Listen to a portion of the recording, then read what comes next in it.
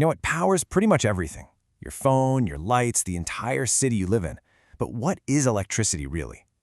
What is this invisible force? Well, that's what we're going to do in this explainer. We're going to pull back the curtain and start right at the very beginning.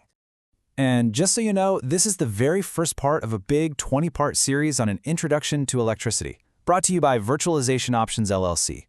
We are starting with the absolute basics, so no prior knowledge needed.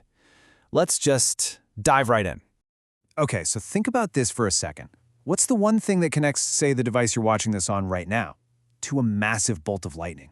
You guessed it, it's electricity. But to really get it, we have to go deeper than just looking at what it does. We have to ask, what is it, fundamentally? And here's the thing, it's not some human invention. No, electricity has been here forever. You see its raw, awesome power in a lightning strike, right? But you also feel that tiny little spark when you touch a doorknob on a dry day. It's the exact same force, just, operating on wildly different scales. So, if we boil it all down, what's the core idea? Well, at its most basic level, electricity is really just about these things called charged particles and the forces between them. That's it. That's our starting point, our foundation for everything else. But to really get a handle on this force, just looking at a light bulb or a power line, that's not going to cut it. We have to go smaller. Way smaller.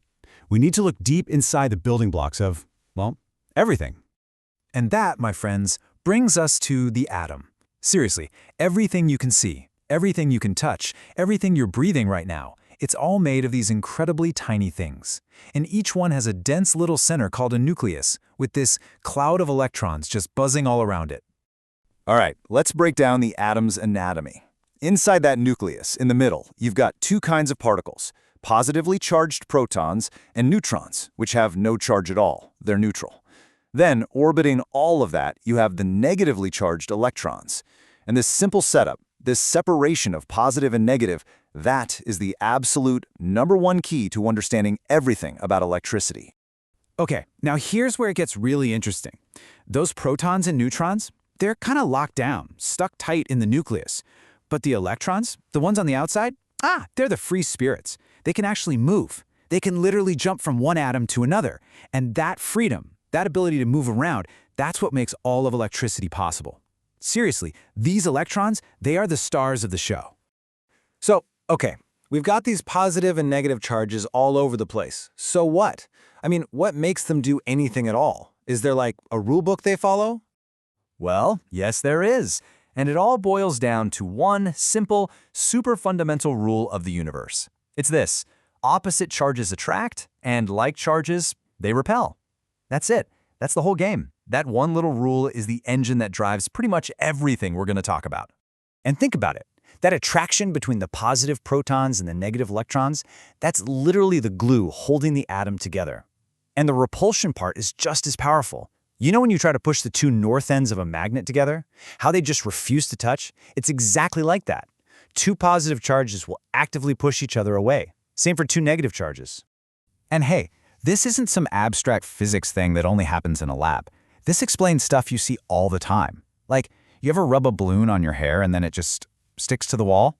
What's happening there is you're scraping extra electrons off your hair and onto the balloon, giving it a negative charge. Then, when you put it next to the wall, those negative charges on the balloon attract the positive charges in the wall, and boom, it sticks. It's like magic, but it's just that simple rule of attraction doing its thing. And this whole phenomenon, this buildup of charge, it's got a name: static electricity. Static just means it's not moving, it's stationary. So you've got this imbalance of charges just sitting there, all built up in one place, kind of waiting for something to happen, for a chance to even out. Okay, so let's do a quick recap of what we've covered. Step 1, everything's made of atoms. Step 2, atoms have positive parts, protons, and negative parts, electrons. And step 3, these charges follow one super simple rule: opposites attract, likes repel. This little dance between charges, that's the foundation for literally all of electricity. All right.